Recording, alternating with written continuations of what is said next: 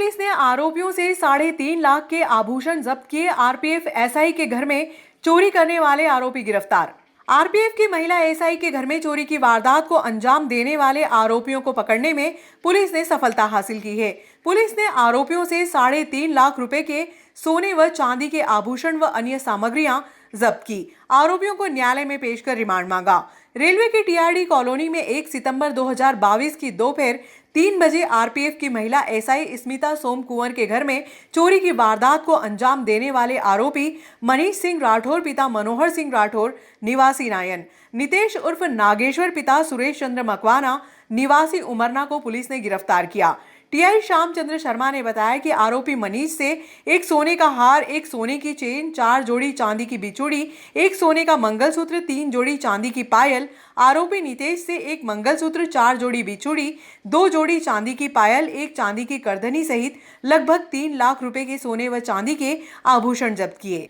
गुरुवार को आरोपियों को न्यायालय में पेश किया गया। आरोपियों को पकड़ने के लिए टीआई श्यामचंद्र शर्मा ने एसआई होतम सिंह बघेल, आरक्षक प्रमोद गोलदार, यातायात आरक्षक मुकेश राठौर को घटनास्थल के आसपास सर्चिंग करने के निर्देश दिए।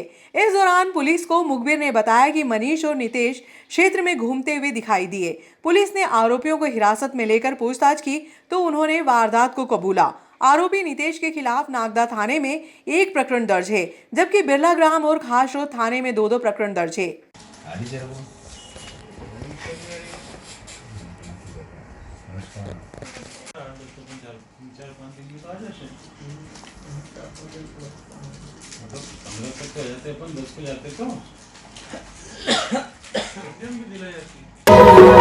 भाभी से धोखाधड़ी करने वाले आरोपी देवर का जमानत आवेदन हुआ खारिज, जेल भेजा, धाराएं भी बढ़ाई।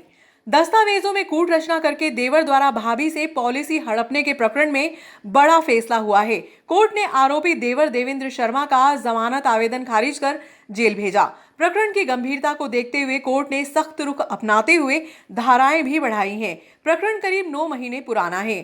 4 फरवरी को मंडी थाने में फरियादी हेमलता शर्मा पति स्वर्गीय शैलेंद्र शर्मा के आवेदन में कायमी हुई थी। 10 जनवरी 2022 को पीड़िता ने अपने आवेदन में बताया था कि उनके देवर देवेंद्र पिता मान सिंह ने अपनी भाभी हेमलता के नाम से एचडीएफसी बैंक में फर्जी खाता खुलवाया था। इस खाते में देवेंद्र ने अपने दिवंगत भाई स्वर्गीय शैलेंद्र की एलआईसी पॉलिसी की करीब 3 लाख रुपए ट्रांसफर भी करवा लिए थे। हेमलता द्वारा निजी स्तर पर जांच कराने पर स्थानीय बैंक प्रबंधन की भी देवेंद्र से सांठगांठ सामने आई थी, जिसके दस्तावेज भी हेमलता ने पुलिस को उपलब्ध करवाए थे। पीड़िता के आवेदन पर लगभग 1 महीने जांच के बाद 4 फरवरी को एफआईआर दर्ज की गई थी। आरोपी देवेंद्र ग्रेसिम उद्योग का अधिकृत वेंडर बताया जाता है।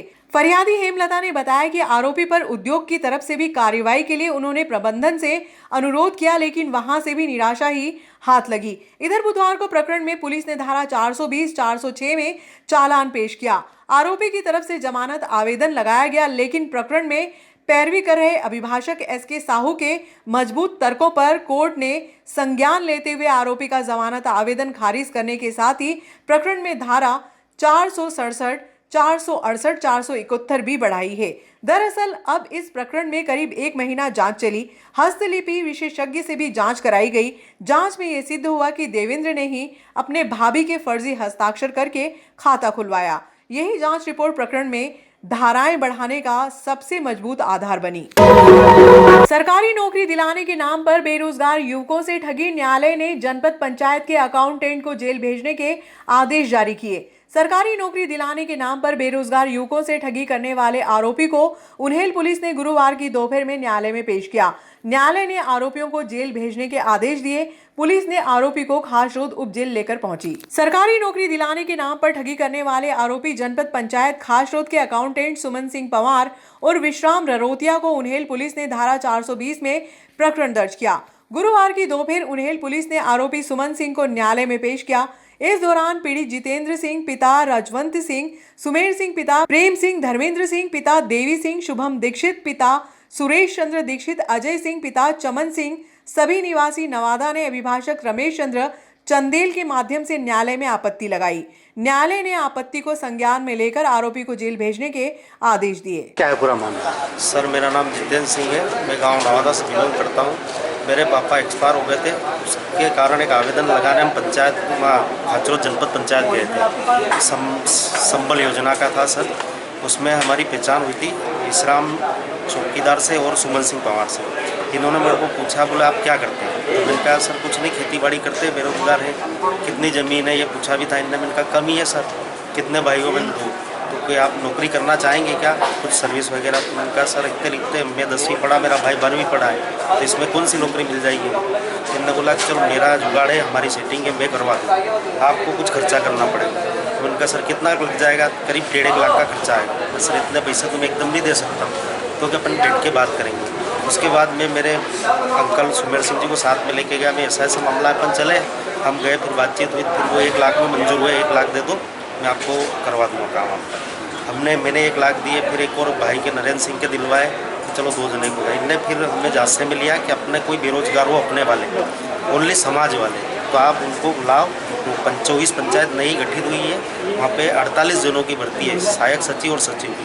तो मेरी सेटिंग है आगे से, मैं करवा दूँ। तो सर हमने एक दो और बोला जो बेरोजगार थे लड़कों को, ऐसे करके ने फिर लड़कों से बात करवाई, सबसे इनने 1-1 लाख रुपये वसूल किए सर। फिर कई दिन बाद हमने इनसे पूछा गया तो चुनाव निरस्त हो गए, कांग्रेस के राज में बोले चुनाव निरस्त हो गए, उसके कारण आगे बढ़ गया है, चल रहा मामला।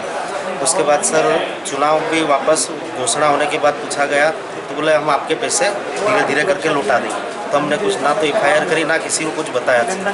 फिर भी मांगने पे गया तो हमें धमकी दी गई सुमन सिंह जी के द्वारा। इनने बोला कि मेरे मामा पक्ष के, ससुराल पक्ष के वहाँ रहते हैं अपने नरवल झाला, हमारा परिवार गुंडा परिवार है, तो मुझे और सुमेर सिंह जी दोनों को धमकी दी गई कि आप कुछ भी ना करें, होगा जैसे हम बताएंगे ऐसे कर लेना, आपके पैसे मिल जाएंगे, नहीं भी आगे से तो हम क्या करें, ऐसा बताया। उसके बाद हमने आवेदन दिया सर उमेल थाने में, करीब 2 साल तक, 1.5 से 2 साल तक उन्होंने उसके खिलाफ कायमी ही नहीं करी। 2 साल तक जब आते रहे थाने में, जांच चल रही है, 2 साल बाद सर कायमी करी। कायमी करने के 3 महीने बाद उसको अरेस्ट नहीं किया गया, वो खुद आया सर चल के आज, और उसके बाद आते ही तुरंत कार्रवाई की उन्हें थानों वाले ने। आज आते ही उसको कोर्ट न्यायालय में पेश किया गया सर।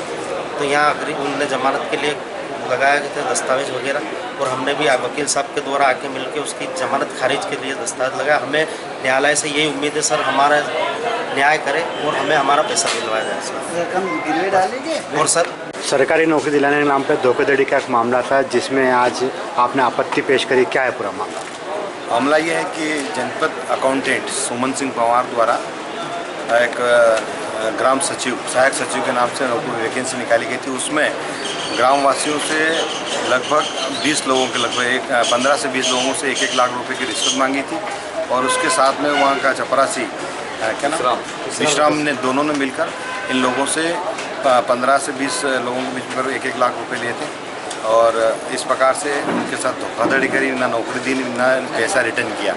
ग्रामीण वालों ने उनके खिलाफ शिकायत की, जांच करने के बाद पुलिस सुनहल को आवेदन दिया, जहां पर 420 और 34 भादवी के अंतर्गत प्रकरण पंजीकृत किया गया। आज पुलिस सुनहल द्वारा न्यायालय में पेश किया गया, जहां पर फरियादी पीड़ित पक्ष जितेंद्र सिंह और सुमेर सिंह, धर्मेंद्र सिंह, शुभम दीक्षित और अजय सिंह द्वारा मुझे एडवोकेट नियुक्त कर आपत्ति प्रस्तुत की और उनकी जमानत निरस्त की गई। तो इस प्रकार न्यायालय ने सही कहा कि ऐसे व्यक्ति जो समाज में इस प्रकार से षड्यंत्र करके अवैध वसूली करते हैं, रिश्वत लेते हैं, इन लोगों के खिलाफ निश्चित रूप से कार्रवाई होनी चाहिए, और जमानत का लाभ अगर दिया जाता तो समाज में इसका प्रभाव पड़ता और इसके लोगों को जेल जाना चाहिए। इसलिए माननीय न्यायालय ने जो मेरा आवेदन स्वीकार किया और उसकी जमानत आवेदन निरस्त किया, अच्छा काम किया न्यायालय।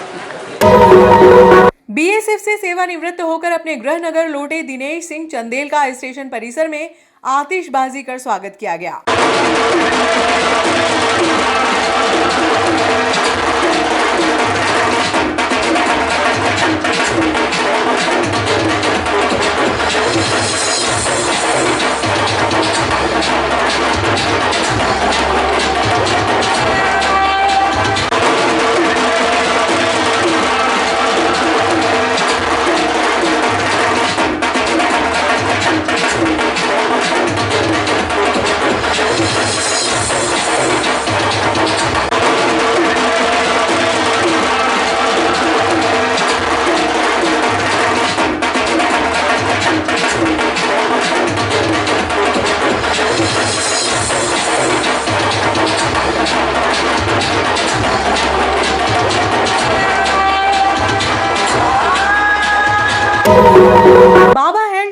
जिम के शरीर साधक ने 70 वर्ष की उम्र में रघुवंशी का उम्दा प्रदर्शन।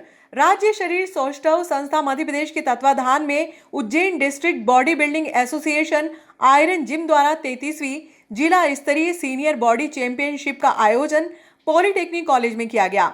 इस स्पर्धा का शुभारंभ chairman Prem Singh Yadav, chief referee Indian body building federation के राष्ट्रीय कोषाध्यक्ष अतीन तिवारी, पूर्व मिस्टर इंडिया जितेंद्र सिंह कुशवाहा, सीमा वर्मा आदि ने किया। बाबा हेल टेम्पल जिम के 70 वर्षीय शरीर साधक सुरेश सिंह रघुवंशी ने मांसपेशियों का उम्दा प्रदर्शन कर खेल प्रेमियों को व्यायाम से जुड़ने का संदेश दिया। अंगारे पे राखोड़ा चढ़ जाए इसका मतलब ये नहीं कि आँच नहीं रहती है। आप देखो इनकी आँच कितनी है। जरा जोरदार तालियां बजाकर स्वागत करें, अभिनंदन करें। ये अलग बात है कि आप पर किसी को शक नहीं होता। ये देख लो आप, ये नागदा रेलवे के जंक्शन के फंक्शन है। जोरदार तालियों से स्वागत करें। ये मस्ती है, आनंद है और ये आपको संदेश दे रहे हैं कि आप व्यायाम से जुड़िए। उम्र का व्यायाम से कोई मतलब नहीं होता है, केवल जज्बा होता है जीने का, आनंद का। धन्यवाद। और अब 2 ग्रुप एक साथ आ रहे हैं, उसके बाद फाइनल मुकाबला होगा। आश खान और सैयद मतीन। हरियप मार्शल।